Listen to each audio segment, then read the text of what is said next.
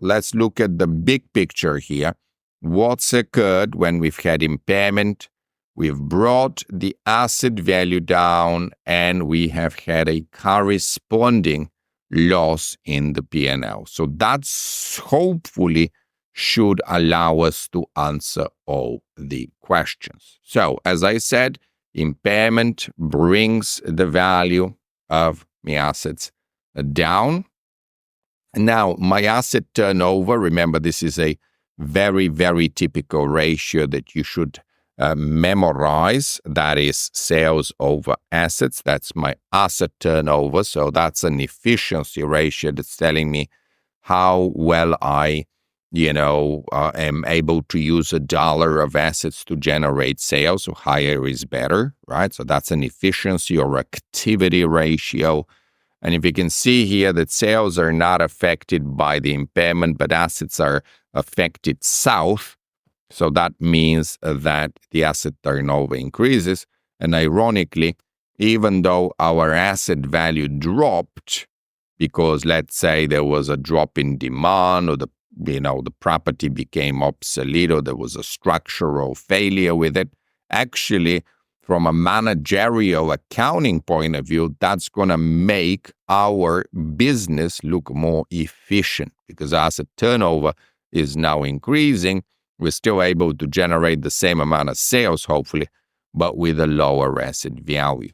Leverage we can measure as debt over equity or debt over assets, and think about how the numerator and denominator will be affected in this case. Well, debt is not affected by having an impairment, but equity will be affected down because the impairment loss flows via net income into retained earnings, which is part of shareholders' equity. So lower equity means higher debt over equity or higher leverage. So you will appear essentially less solvent. Remember, leverage is a solvency ratio that's looking at how prepared you are to meet your long-term liabilities. Then I've got current year net income, return on assets, return on equity.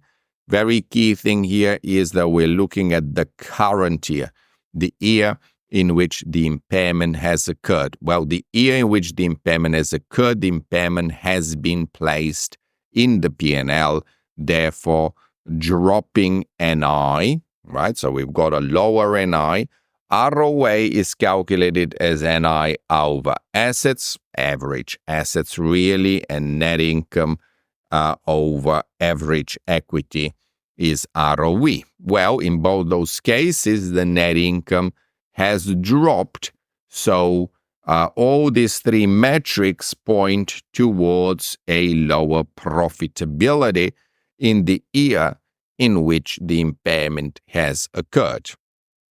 Now, going forward, however, if we've taken a loss today, there will be a trade-off with the future, right? So we impaired our assets. Now we have a lower asset base. A lower asset base means we're going to be now taking less depreciation in the future because our asset base is now lower. So our future depreciation must be lower on the P&L, and that explains why future NI, ROA, and ROE will actually be higher because now we've got lower depreciation going forward, so we are able to be more profitable.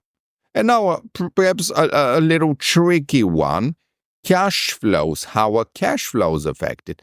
Now, some of you might be thinking, well, are they affected down because I've had a loss?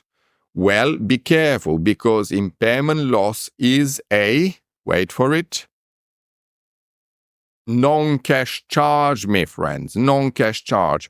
So that impairment loss does not come out of your pocket, and more importantly, the impairment loss is not tax deductible, so it doesn't actually allow you to save on it taxes. So if anyone thought, oh, the impairment loss might have meant that my cash flow goes up because I pay less taxes, that's also wrong because it's not tax deductible event. So the answer here will be simply that cash flows remain unaffected.